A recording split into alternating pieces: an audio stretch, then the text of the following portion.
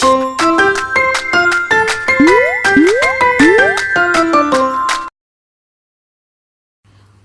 का फैसला। नैतिक मूल्यों से ये कहानी भले ही आपको इंसाफ करती ना दिखे, लेकिन जिम्मेदारियों की नजर से देखेंगे तो शायद कुछ समझ में आए। ये क्या है बहू, सुबह से घर का काम करती रहती है, फिर ऑफिस जाती है और बच्चों में लगी रहती है। अरे ऑफिस क्यों नहीं छोड़ देती, या फिर घर के लिए कोई नौकरानी रख ले। कैसी बात कर रही है माँ? जानती तो है ना अभी इनके ऊपर कितना लोन है। थोड़ा ही सही मदद कर देती हूँ तो अच्छा लगता है, और अभी उनको मेरे पैसे की जरूरत भी तो है।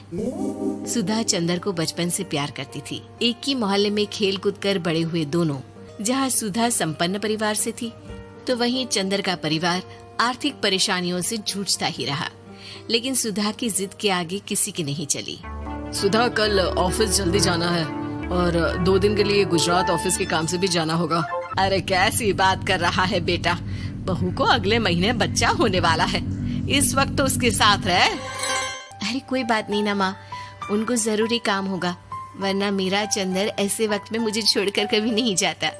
चंदर सुबह घर से निकलता तो आधी रात को घर में घुसता, वो भी शराब के नशे में। चंदर की माँ उसे खूब समझाती। अरे माँ, देख रही हो ना कितना कर्जा है सर पर, काम करना पड़ता है। दिन रात काम नहीं करूँगा तो घर कैसे चलेगा। अरे लेकिन बहू को भी तो देख लिया कर, इस हालत में भी घर का बाहर का सारा काम करती है।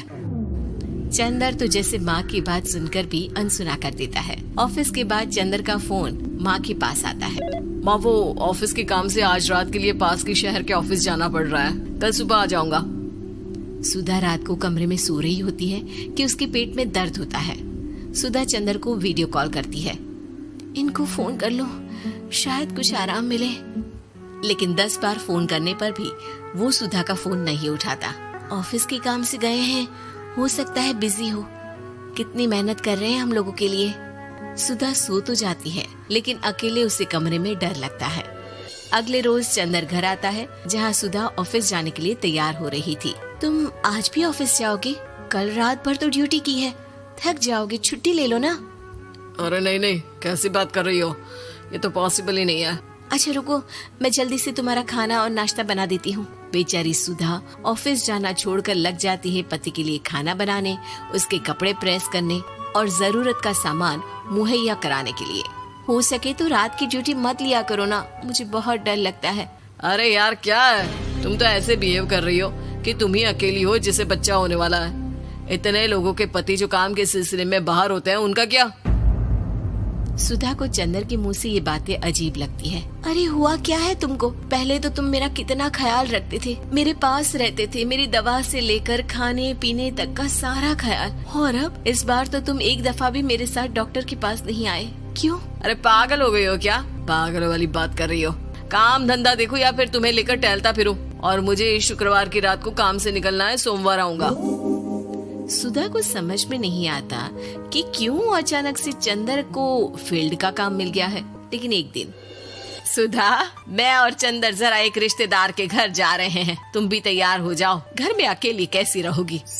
अरे नहीं नहीं, इस हालत में इसे लेकर जाना ठीक नहीं है। अरे लेकिन मैं ऑफिस भी तो जाती हूँ, फिर घर में अकेले। चंदर उसकी कोई बात नहीं सुनता। वो सीधा कार निकाल कर माँ को लेकर चला जाता है।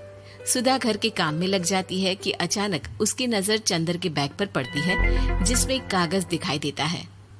इनकी कागज भी ना इधर उधर फैले होते हैं, एक भी खो जाएगा तो बवाल करेंगे।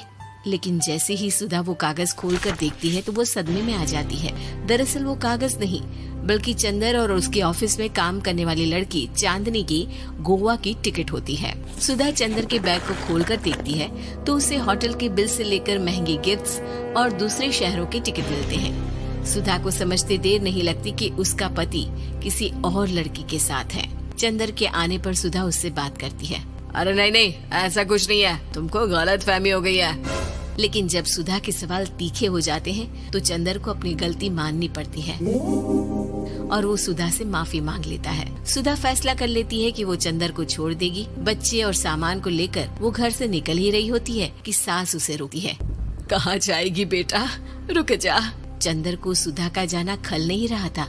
वो झूठे मुंह भी उसे रोकने की कोशिश ही नहीं कर रहा था। सुधा चंदर को देखती है और मायके चली जाती है। मायके में माँ कहती है, अरे आज से कैसे घर छोड़कर आ गई? कौन सा चंदर तुझे छोड़ रहा था? माफी तो मांग ली थी ना। देखो बेटा, बेटी डोली में जाती है और अर्थी में ही निकलती है। पर पापा मेरा आत्मसम्मान, उसका क्या? आपने मुझे पढ़ाया लिखाया है, इस लायक बनाया कि मैं खुद का खर्चा उठा सकूं, बेटी को पढ़ा सकूं, एक अच्छा जीवन पाऊं। अरे लेकिन पति की जरूरत तो होती है ना सुधा दीदी, और अगर आपको नहीं है तो इस बच्ची का सोचो जो अपने पिता से इस कदर जुड़ी है। आने वाले बच्चे की सोचो जिसके आने से पहले ही आपने पिता का प्यार से दूर करने की सोच ली। सुधा फोन देखती है लेकिन चंदर का कोई कॉल नहीं होता। वो समझ नहीं पाती कि अपने आत्मसम्मान के बारे में सोचे या बच्चों के बारे में। मम्मी, हम नाना नानी के घर से दादी और पापा के पास कब जाएंगे? नहीं जाएंगे बेटा, अब यहीं रहेंगे। नहीं मम्मी, मैं पापा के पास जाऊंगी। मुझे दादी के साथ रहना है। और मेरे साथ? हाँ, आपके साथ भी तो, सबके साथ माँ। देखो सुधा दीदी, आपके सर पर पिता का साया होना जरूरी होता है। अपने घमंड के लिए पिता और बेटी को अलग मत करो। सुधा अब सामान उठाकर अपने ससुराल जाने लगती है, लेकिन मन में सवाल रह जाता है कि जिसे दुनिया घमंड समझ रही है वो उसका आत्मसम्मान था। चंदन ने माफी जरूर मांग ली, लेकिन कभी ये एहसास नहीं दिलाया कि वो सिर्फ उसी का है।